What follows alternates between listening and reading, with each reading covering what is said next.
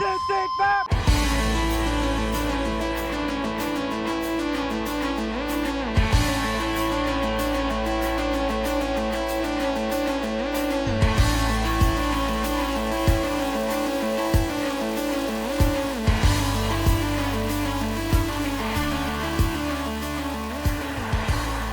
So last time we got everything fitted up on this. We got the neck on the body, we got the last little finishing knob jobs done on that, and we fitted the pick guard after relicking all the screws, etc.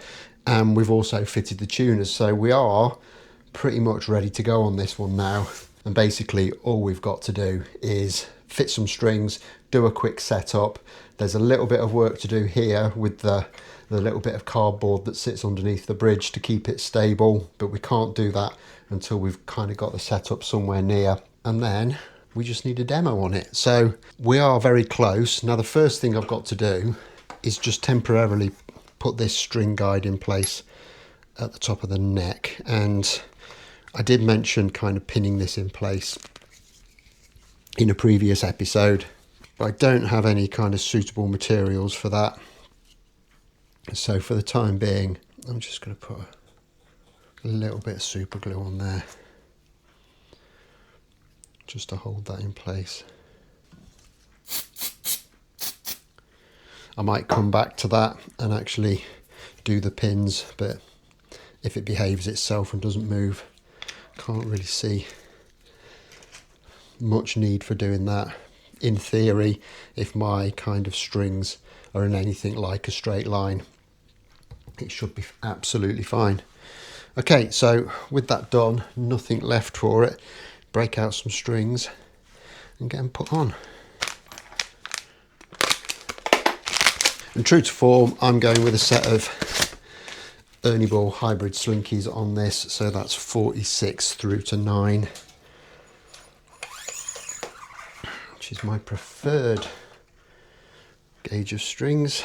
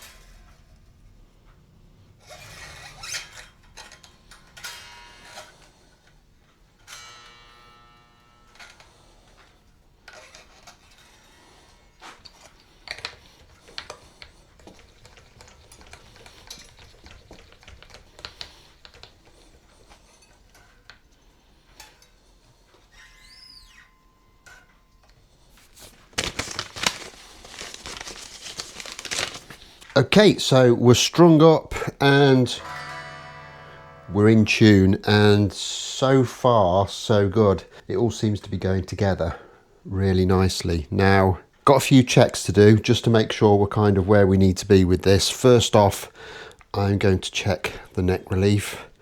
Now, in its original form, this guitar would have been used very much for kind of, as we know, heavy downstrokes.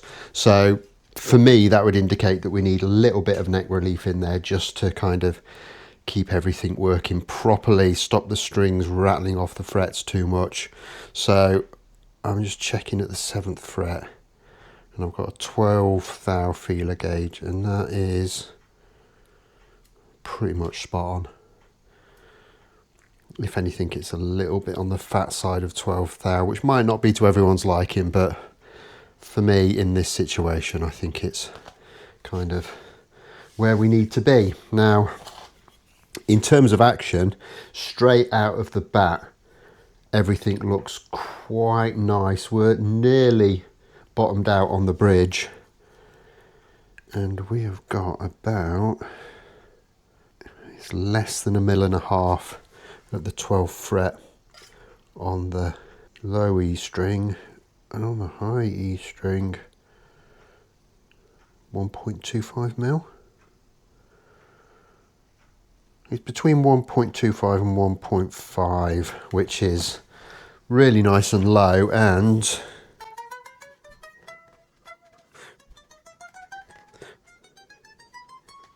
it's not fretting out either, which is really, really nice. And I think that little additional bit of fall away that I kind of sanded into the frets past the 12th fret has really kind of enabled that to happen. So far, so good.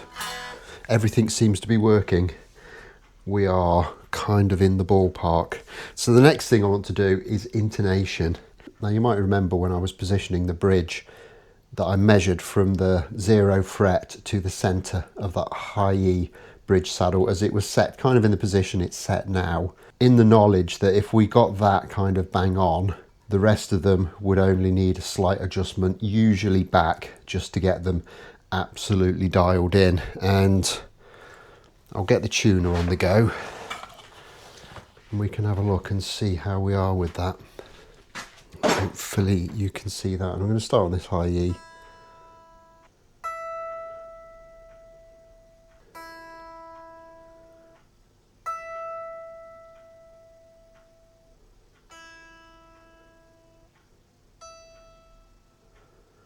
And we're absolutely spot on with that. That was more of a lucky guess than anything. So if we then go to the B string,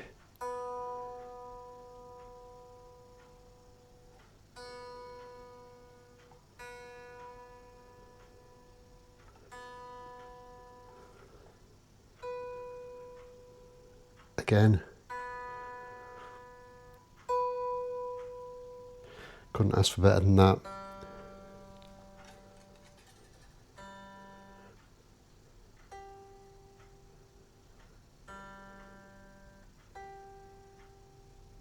Three from three, it's looking good. This one will probably be horrible.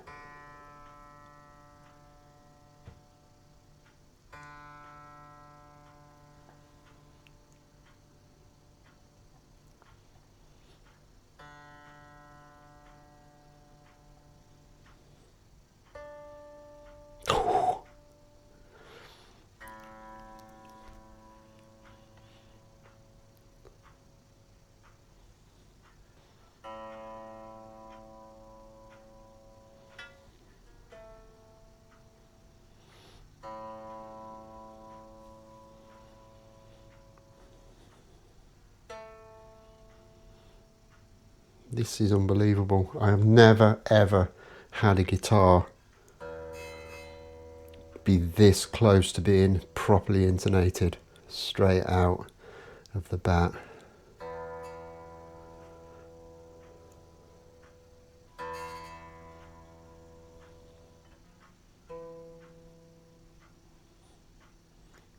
So we're a little bit sharp on there, so we just need to make the string ever so slightly longer.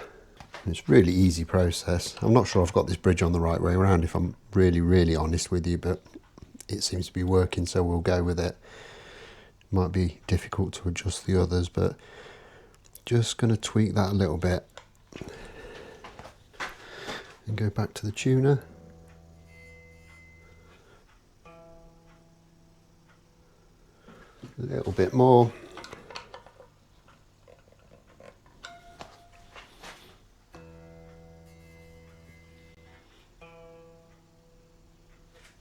Touch more.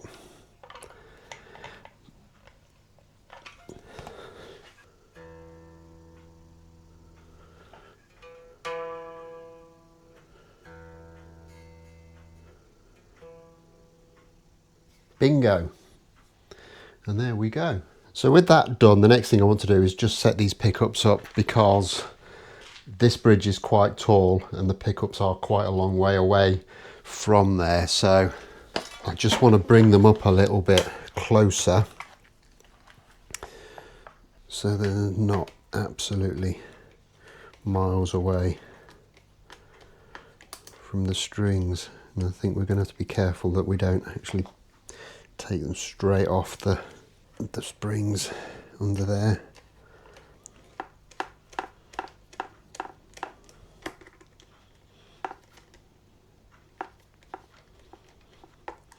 I might be going a little bit too high with this.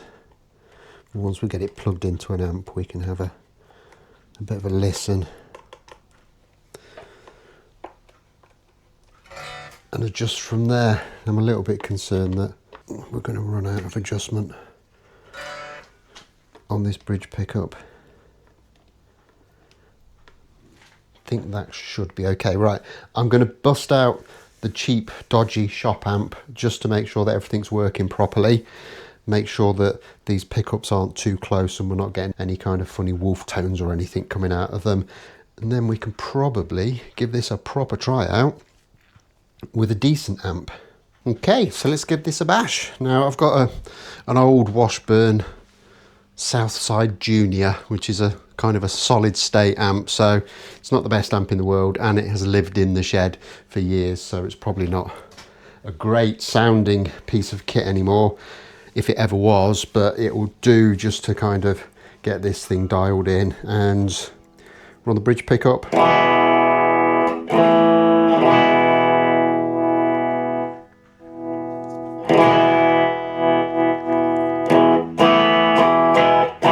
So that all seems to work. Okay, so straight away it is much louder once you engage the neck pickup, so I think we will just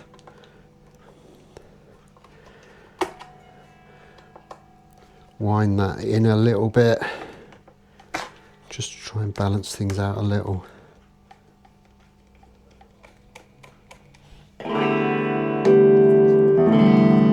Still way too loud.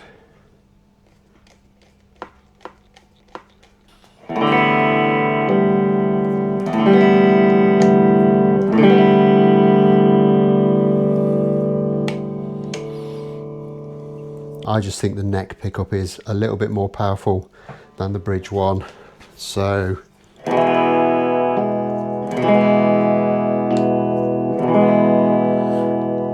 it is still a touch louder, but I don't really want to wind it down any more than that. I suppose you could just drop the volume a bit if you needed to. Okay, so now we've established that everything works, there's a few little finishing off jobs that I want to do before we get a decent amp out here and try this thing out for real. And the first thing I want to do is something that I've been holding back for a little while. Is I've got a nice strap. Now I've got strap locks on here because I like strap locks.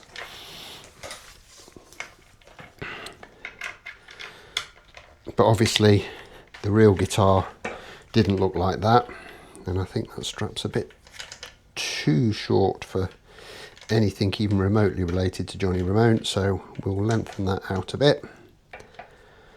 And then I'm going to break out some tape and we're going to tape it in place as per the original. But before we do that, I just need to go and source a little bit of cardboard because we need to tape that behind the bridge as well. And some people might think it's a little bit of overkill doing this, but we've gone to all the other kind of lengths to make it look something like the original, so I think we can at least kind of stick a bit on here. Might not look the part because we've got those strap locks on and it's kind of pulling it further away than it should, but if I'm honest, I think I'm much happier with strap locks than gaffer tape, so we shall go with it.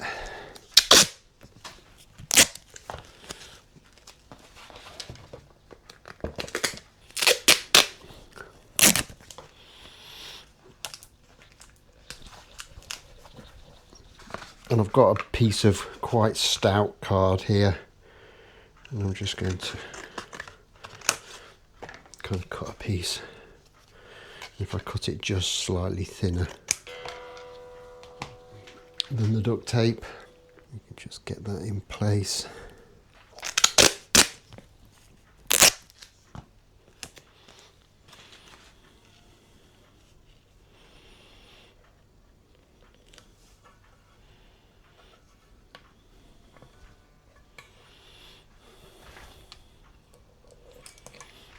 And finally, one last little bit. If we look on the original images, there's a couple of Ramone's picks stuck onto here.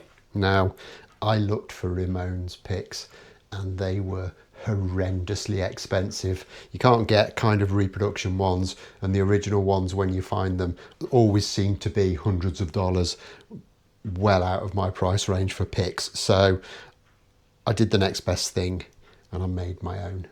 And all I've done is printed out the Ramones on some waterside decal paper. They are kind of a little bit on a jaunty angle, but you get the idea. And these were just held onto the guitar with some little thin bits of duct tape, kind of on the upper horn,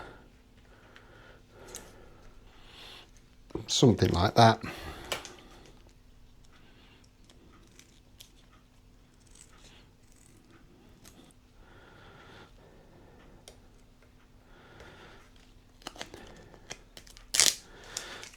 And then there was a piece of duct tape on the top like that, just holding everything in place. And there we have it, as far as I think I can possibly take it to make it look like the original guitar. So all we need to do now is get a decent amp set up and see what this thing actually sounds like. So to record this, I'm going to be using the little Marshall. So that's an Origin 20 combo, mic'd up straight into the PC running Audacity. Now, Johnny was famous for never using pedals. He always just went straight into an absolutely cranked amp. Can't really do that in this location, especially as it is getting into the evening here. So I'm going to be using a Marshall Shred Master pedal just to add a little bit of dirt as well. And hopefully we can get something like a recreation of the sound. Okay, so I know it's not what we're here for, but we'll start off with some clean sounds. And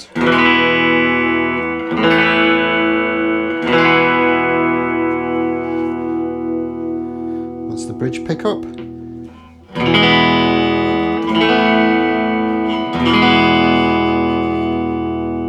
Middle position.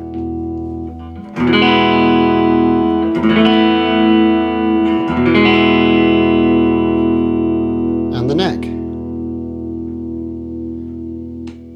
And I think in a normal situation they would be perfectly usable.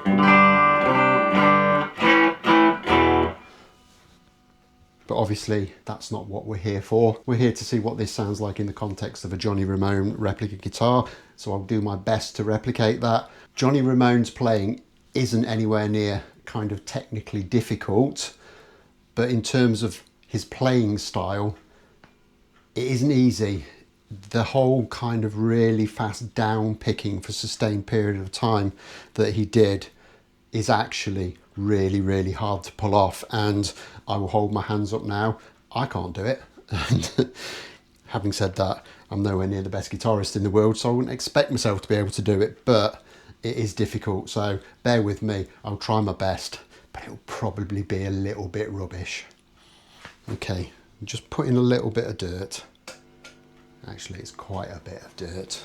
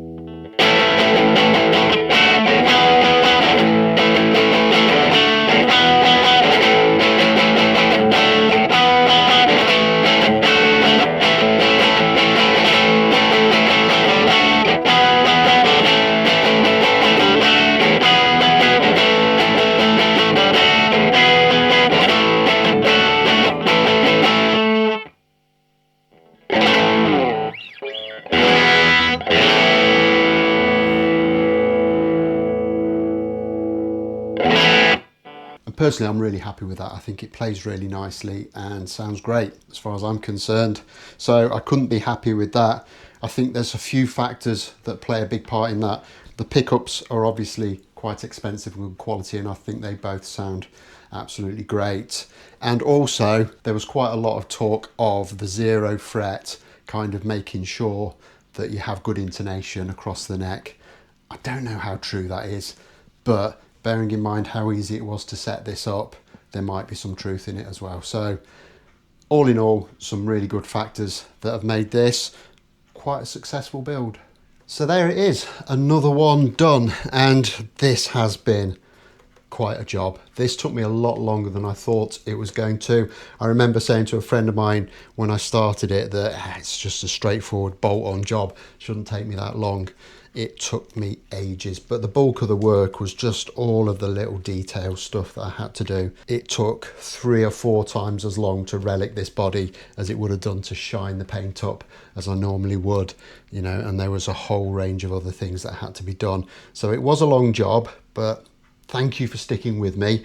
We got there in the end, and personally I'm really happy with the results. The neck I'm not 100% on. I did say earlier that I was probably going to refinish that. That's going to have to be some way down the line because I have got a lot of other stuff I want to get done in the shed in the next few months, and as always that will all be detailed on the channel. I'll be back in a few days time with the next thing to hit the bench. Until then, don't forget to hit the like button if you've enjoyed this, subscribe if you haven't already done so, and I'll look forward to seeing you soon.